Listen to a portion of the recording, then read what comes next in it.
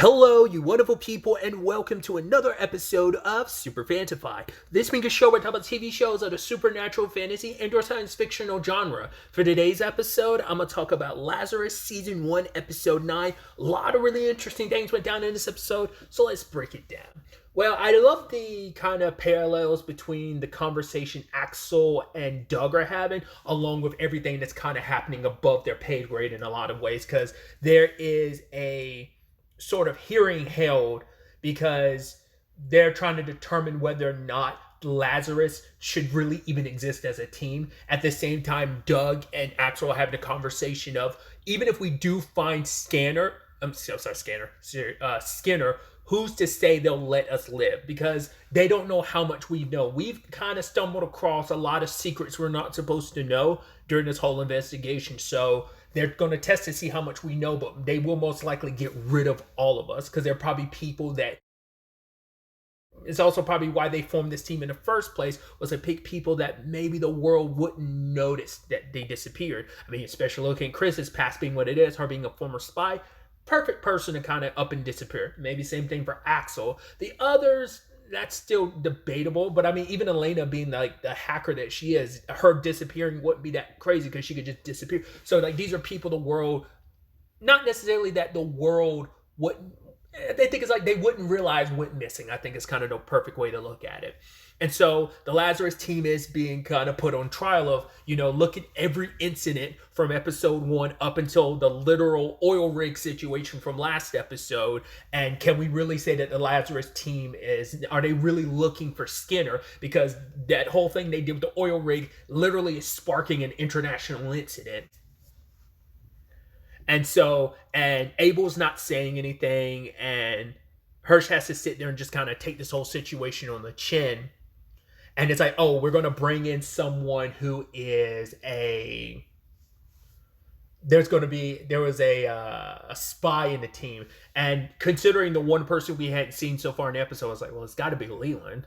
And Doug and Axel kind of came to that similar conclusion that there might have been an insider, and that insider was Leland. So Leland gives his testimony about everything. It's like, oh, was what you did last episode part of, trying to find Skinner? It's like, no, it wasn't. It was purely for the purposes of rescuing one of our team members. So it's like, oh, so you're saying that they put trying to find and cause an international incident just to save one of its own. But Leland tries to clean it up by being like, but it was necessary. He's like, I think us rescuing Chris because she's an invaluable part of the team was necessary for us to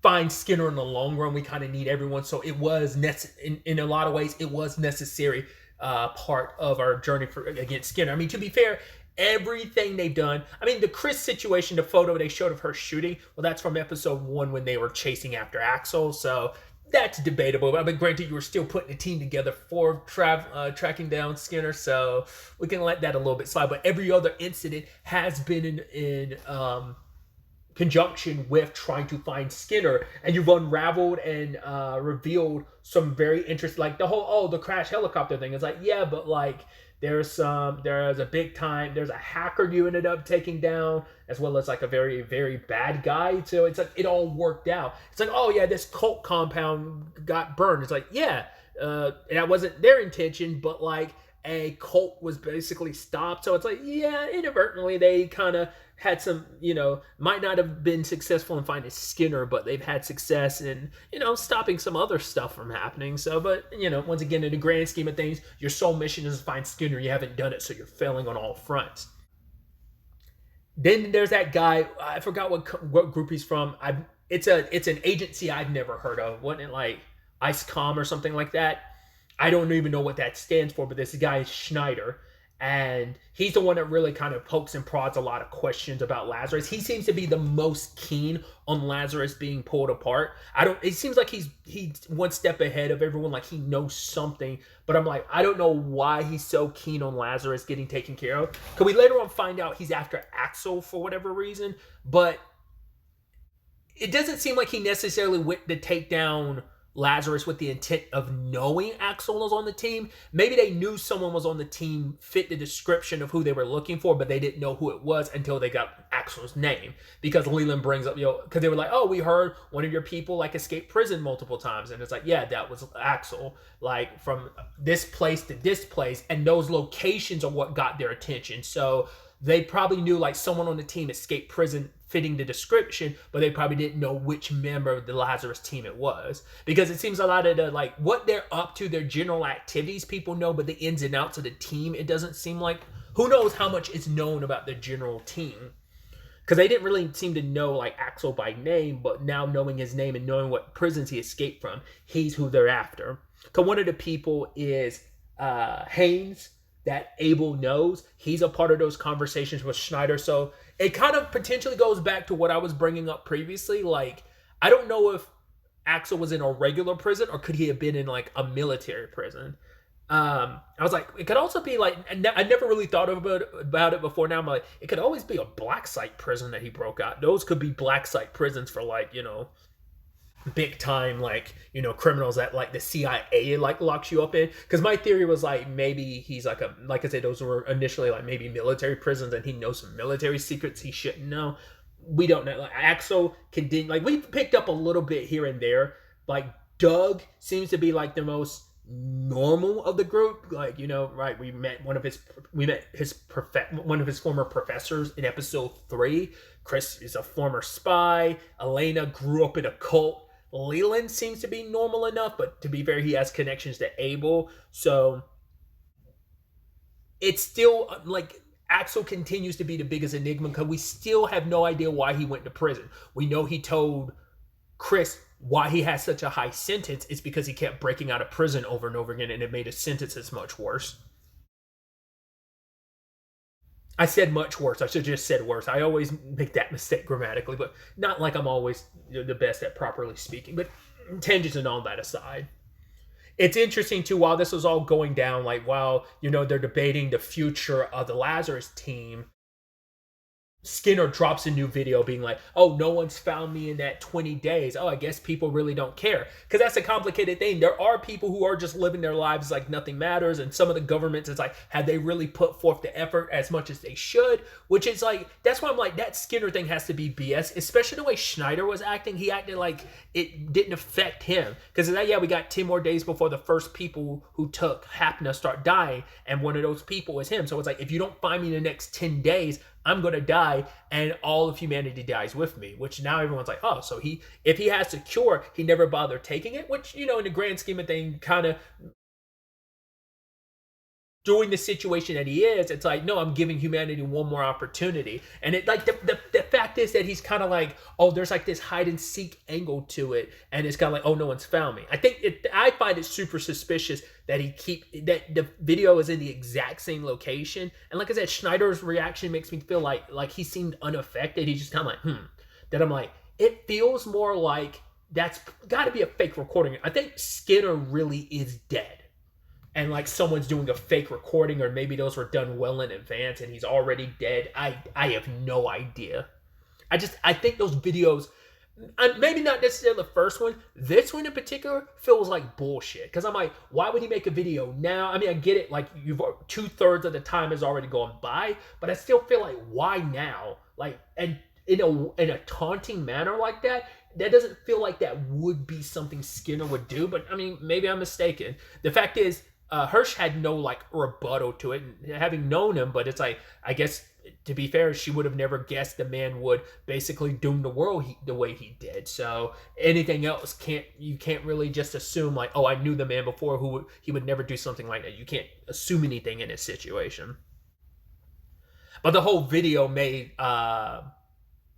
Abel laugh because he's like, oh, this is funny. Like, this guy is 100%, Skinner's 100% right. He's like, here you are trying to demonize the one team that's going out there who's our best effort. Like, go ahead and disband the Lazarus team. But when the time comes and people do start dying and eventually die from this whole situation, who will you have left to blame? So when you had your one good opportunity of like this team is putting forth the effort, they're our best opportunity to find Skinner. So are you going to, shoot yourself in the foot now And then like, who are you going to blame later on? Because yeah, Lazarus' team is going to be your scapegoat now, but what about later on? So they're like, all right, fine. And so they let it go. And so obviously Hirsch gave Leland a nice little love punch to the stomach, because he's like, oh, like, I would have had to kill you because I did not know where it was going to go. I appreciate you turning it around at the end there. But the reason why Leland's on the team, because at first I was like, did Schneider put him on the team? But even Leland's like, I have no idea who contacted me to testify in front.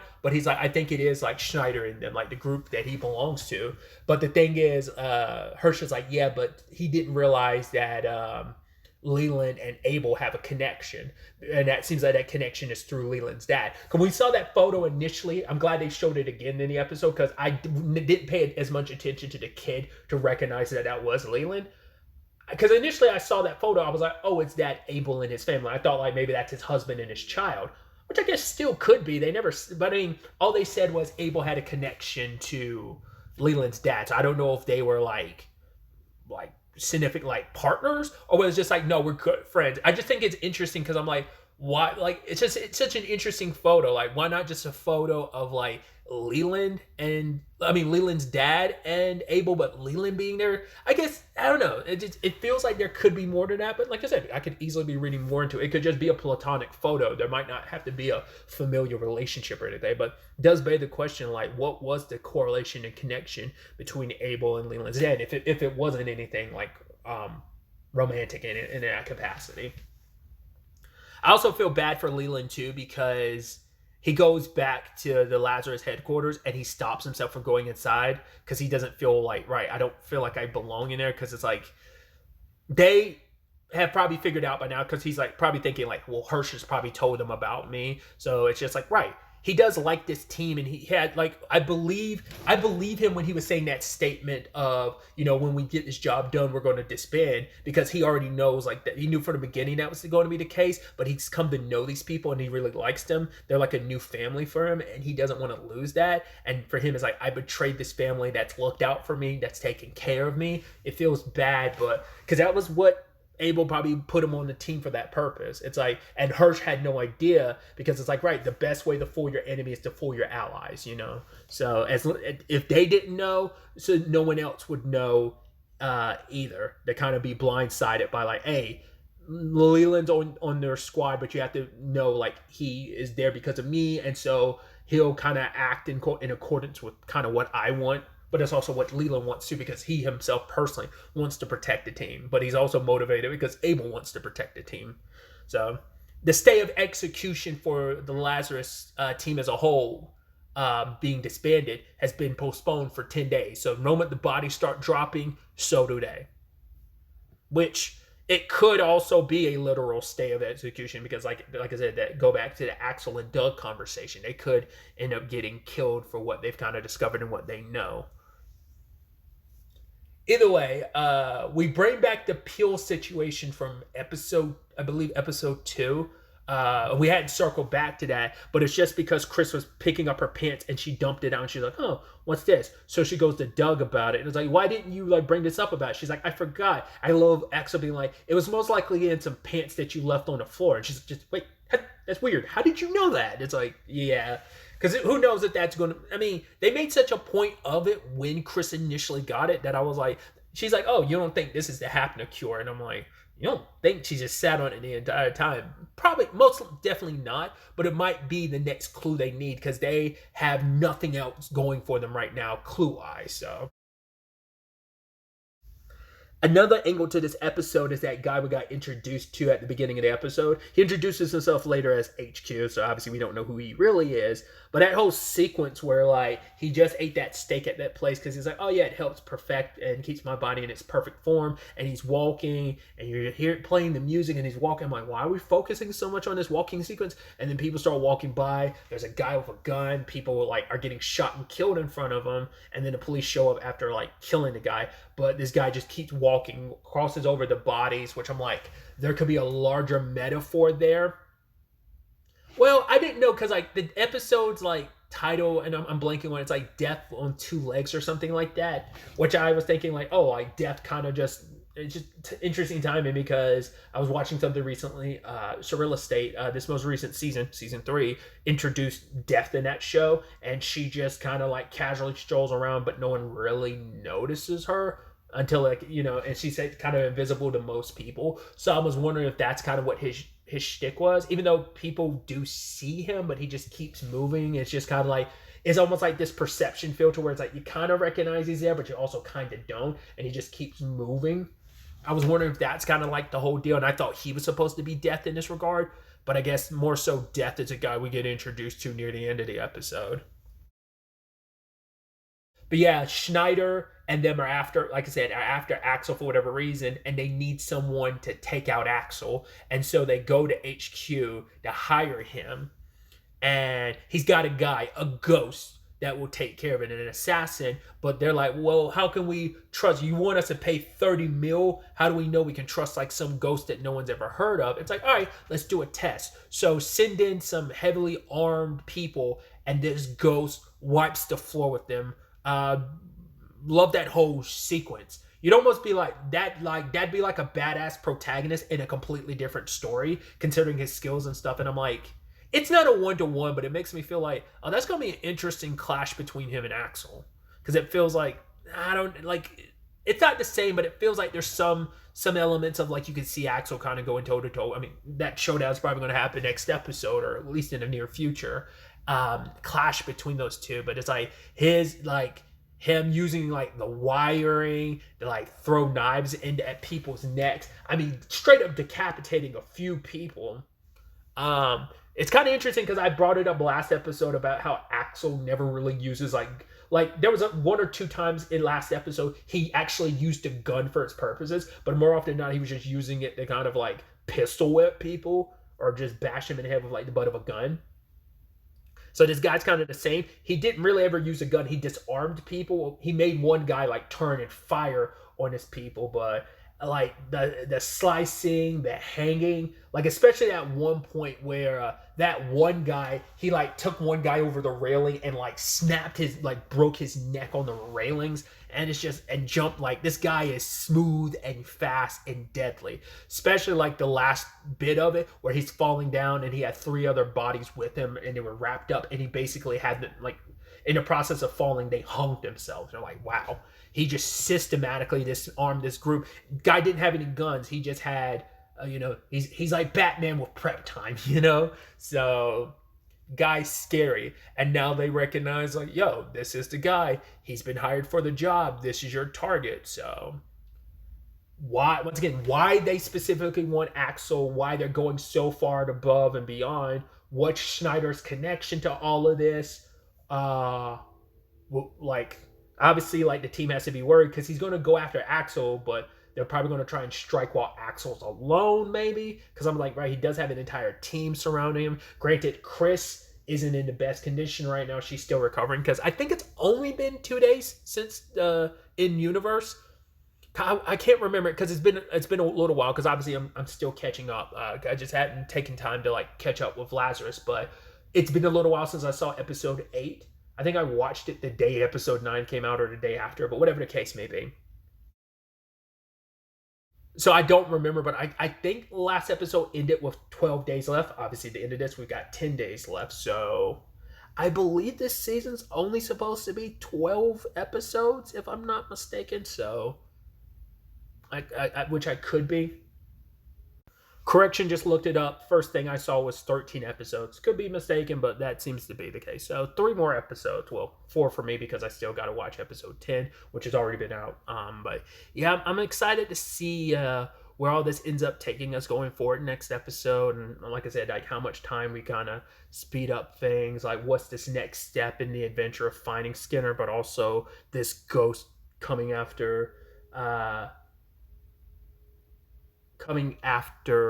Axel thing. Like I said, will that be a confrontation that happens next episode, or will we still have to wait an episode or 2 before that confrontation happens? We'll see. Really, that's all I wanted to talk about. So the next time we meet, be happy, be safe, live life to the fullest, and enjoy it. Good day and goodbye.